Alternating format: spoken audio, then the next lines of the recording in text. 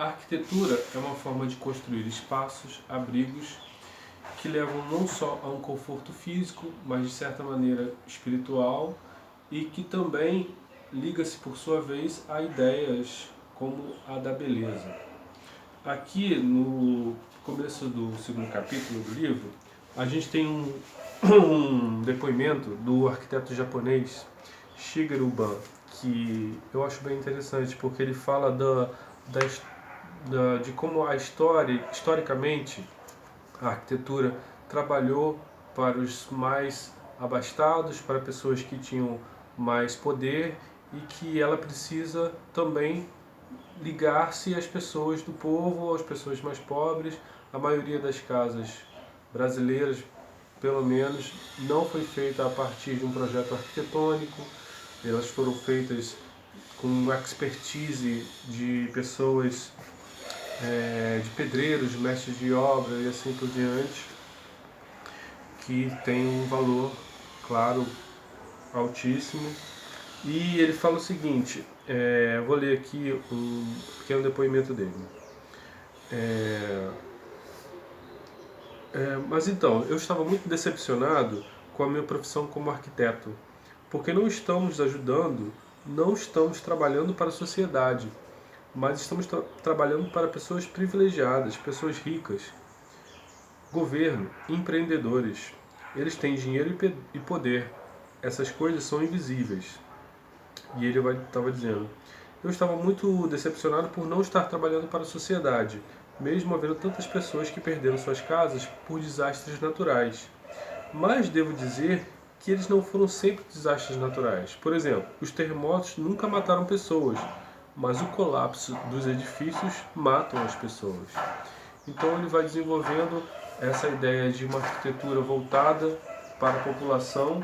E aqui tem um exemplo que ele fez do Centro Cultural Pompidou Metz, que fica na França. Existe um Pompidou lá em Paris, e esse outro Pompidou aqui foi ele que fez o projeto, o Shigeru Ban. E é feito de... tem uma certa madeira, uma trama, né? E aqui do outro lado, a gente tem um exemplo da igreja no Lago da Pampulha, em Minas Gerais, Belo Horizonte, Minas Gerais, construída pelo arquiteto Oscar Niemeyer. E ele é feito de concreto armado, com ferro, então pode criar grandes vãos entre uma parte e outra, e é uma igreja bem bonita, né? Conforme o tempo foi passando, essas novas formas de encarar a arquitetura junto com os materiais que vão se desenvolvendo, vão criando inclusive possibilidades de arranha-céus, prédios muito altos, né? E apartamentos. Às vezes a gente vive numa cidade grande, um apartamento cada vez menor para uma vida mais eficiente, né? Para você não ter que lidar, por exemplo, com o exterior da casa. Você não precisa da limpeza do exterior da casa. Você tem uma pessoa que trabalha para aquele condomínio, você paga o condomínio e tem limpeza, e tudo para uma vida mais rápida que a cidade demanda, coisas assim. Mas construir uma casa também pode ser uma coisa muito diferente disso, de construir um edifício muito grande, né? É o que se chama de arquitetura vernacular. São pessoas que têm uma sabedoria já vinda dos seus pais, dos seus avós, e que também utilizam material que já está naquele local, e então juntam essa força física, essa força intelectual e montam tipos de casas diferentes. Um exemplo é o iglu. O iglu é uma casa feita com material abundante do local, que é o gelo. Então o gelo é cortado em cubos e montado. E é incrível como pode se montar um iglu, né, sem colunas, por exemplo, né? É só você vai empilhando de uma forma circular os cubos de gelo. No YouTube tem vários vídeos de gente montando iglus. É um trabalho muito pesado, mas ele é feito em um dia, por exemplo. E aqui um outro exemplo de arquitetura vernacular, que é uma casa construída com a madeira e com as pessoas com que tem esse tipo de conhecimento, né? Nas favelas daqui do Rio de Janeiro, do Brasil, muita gente tem esse conhecimento, né? Aprendeu com seus pais a profissão de pedreiro e foi também aprendeu na marra, né? Quando você necessita muito, você vai fazendo seus próprios trabalhos, você vai criando seus espaços para habitar. E aqui um outro exemplo, tem uma fala aqui do Le Corbusier, que é um arquiteto ficou muito reconhecido, né? E ele acreditava que a arquitetura tinha que estar ligada profundamente aos fenômenos sociais. Bom, aqui tem um outro exemplo do Atelier Van Lieshout, que é uma espécie de uma cápsula onde você pode se dormir um casal, tem uma tomada e seria um lugar onde você poderia se abrigar e tal. Lembra a ideia de quando a gente vai acampar, né, leva um- uma tenda, né, um camping. E também, por exemplo, no Japão existem hotéis que você dorme numa cápsula, né, um local muito pequenininho, que tem TVs e tal, pode ser um pouco, né, para quem tem problemas de lugar fechado também, pode ser um pouco aterrorizante até.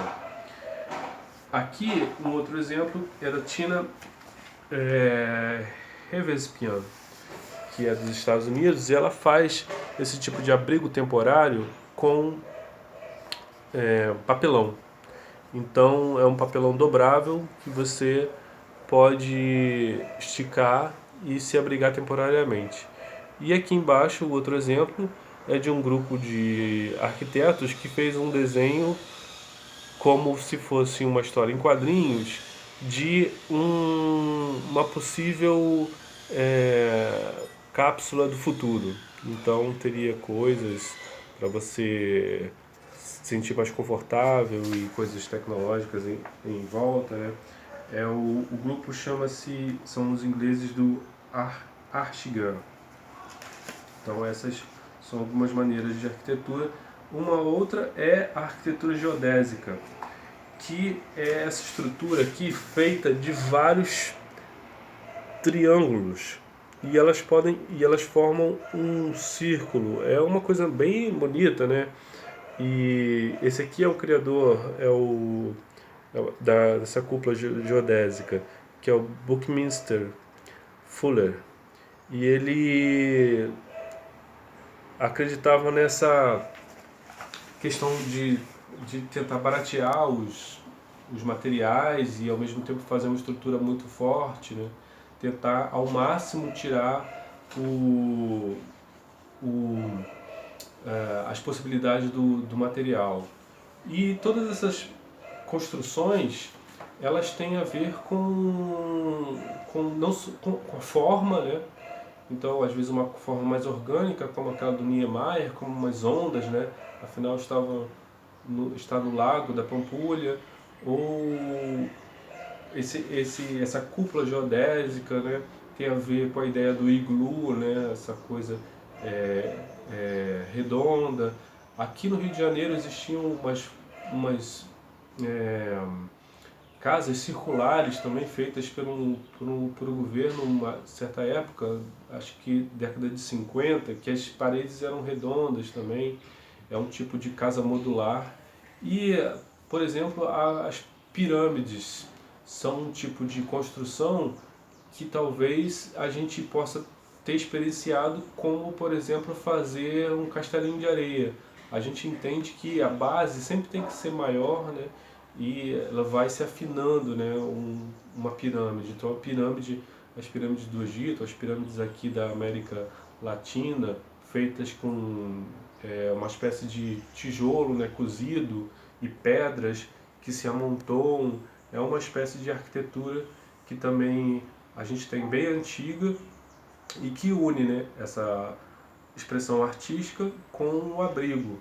No caso das pirâmides, abrigo de múmias, mas que se acreditava que precisavam ser abrigadas para chegar no mundo dos mortos, com todas as suas riquezas, com todos os seus, às vezes até com seus criados, e, e assim por diante. Esses foram alguns exemplos de arquitetura ligadas à ideia de arte e de abrigo.